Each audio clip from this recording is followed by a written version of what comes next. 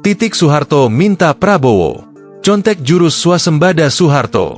Ketua Komisi 4 Dewan Perwakilan Rakyat, DPR, RI Siti Hediati Haryadi alias Titik Soeharto menyebut swasembada beras perlu diwujudkan di Indonesia.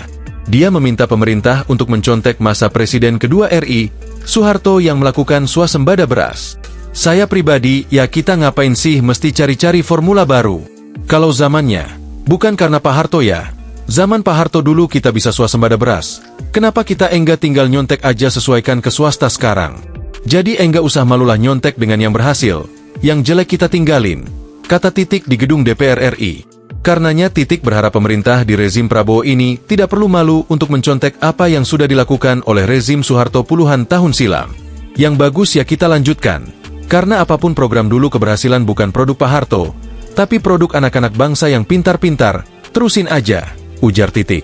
Salah satunya permintaannya ialah badan usaha milik negara, BUMN, tidak perlu berorientasi dalam mencari keuntungan, melainkan fokus pada petani. Yang penting Bulog enggak usah cari untung, dia khusus meningkatkan kesejahteraan petani, sebut Titik. Mengenai permintaan Mentan Amran Sulaiman yang meminta adanya satu komando di mana Bulog dan BUMN pangan lain berada di bawah Kementan, ia menyerahkannya kepada Presiden Prabowo Subianto. Lihat gimana nanti, keputusan Pak Presiden, sebutnya. Di program swasembada dalam satu komando, Kementan menjadi penengah antara hulu dan hilir.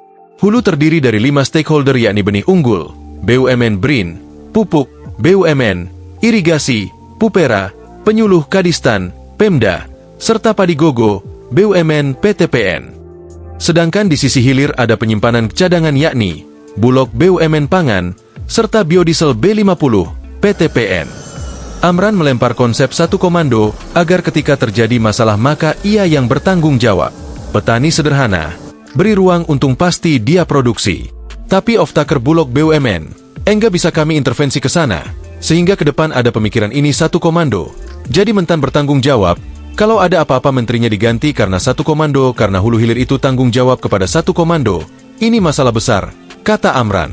Ia pun mencontohkan bagaimana harga jagung hancur, karena komoditas ini mengalami penurunan harga cukup dalam akibat tidak satu komandonya pertanian. Bukan kita hebat, 2023 akhir kita impor jagung 500.000 ton.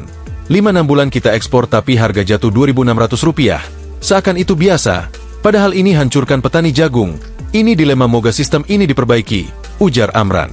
Download Tribun X sekarang, menghadirkan lokal menjadi Indonesia.